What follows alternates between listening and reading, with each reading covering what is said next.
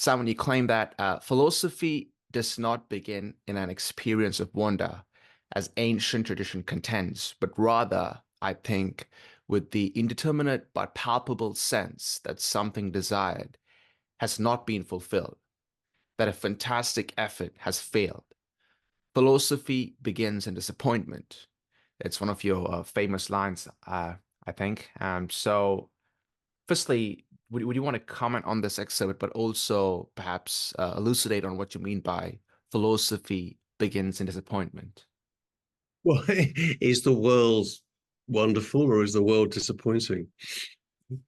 More the latter, isn't it? Right, right. So, and if philosophy is, you know, if philosophy is thinking, is its time, is its time in thought, then we have to begin from disappointment.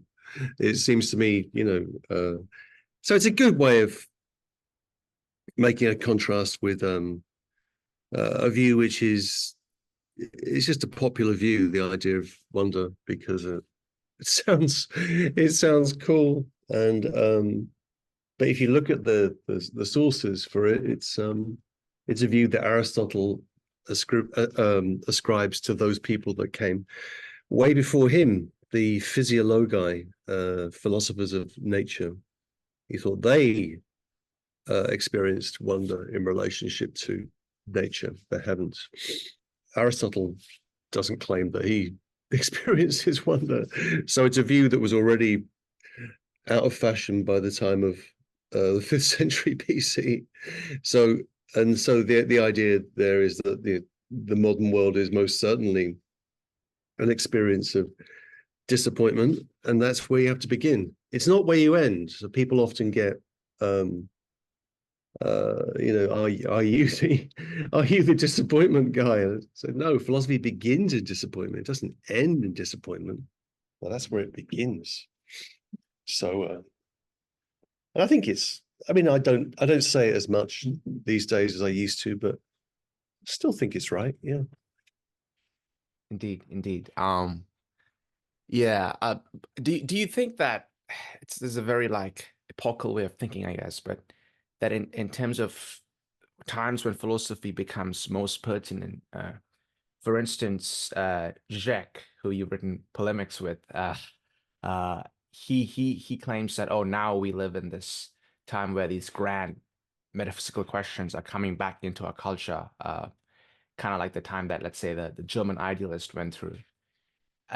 Or do you think that there are these periods in human history where philosophy becomes most pertinent, or that it's more ahistorical or acontextual as to how philosophical development or progress, if you could call it that, takes place? Good question. Very difficult question to answer. It's hard to find progress in philosophy. The questions that we're asking are the same questions that the Plato and Aristotle asked. So we don't have answers for them. So you might want to say philosophy is a series of perennial questions without answers, and that's a good way of thinking about it. Philosophy is a movement into perplexity about basic issues, and sophistry or ideology always claims to have an answer. This is what this means, this, and and so on and so forth. So if you claim to know, then you're selling something. You're selling snake oil or whatever it might be. So on one way of looking at it is that philosophy really exhibits no progress over thousands of years, and then it's also, where do you even say it begins? Does it begin with the Greeks? Does it begin with? I think you lost you there for a bit, Simon. Yeah, I think that was at my end. There's something happens in this building I'm in that only happens during business hours, but normally by this time it's pretty. So anyway, but I've got another Wi-Fi. Oh, great. Right now, that's all fine. After doing podcasts for almost 2 years with people all over the world, I'm kind of used to this now, so it's totally fine. So we might get another breakage like that. That's Anyway, I was saying So philosophy exhibits no progress on fundamental issues, we could say. Um, and then it's a question of opinion, really. I mean, it's anybody that claims to have uh, some special insight into this is lying. There does seem to be a connection between. I mean, philosophy seems to be particularly creative at certain critical points in history. So we can think about the 13th century and the rise of scholasticism, and that which comes out of that confluence of thinking in the Arabic world, of Greek thinking in the Arabic world, and then that finding its feet in Paris and Bologna and the beginnings of universities, and that, or you could say the 17th century, the rise of the scientific view of things, which is also a period of intense um, conflicts, war, and we could, if we look at the 20th century, there's no doubt that, I mean, the first and second world wars were not great, really, but they did provide stimulus for philosophical thinking, and which itself is quite interesting. First World War,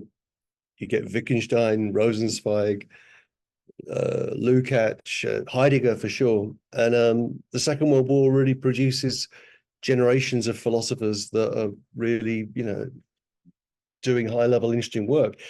Where are we now?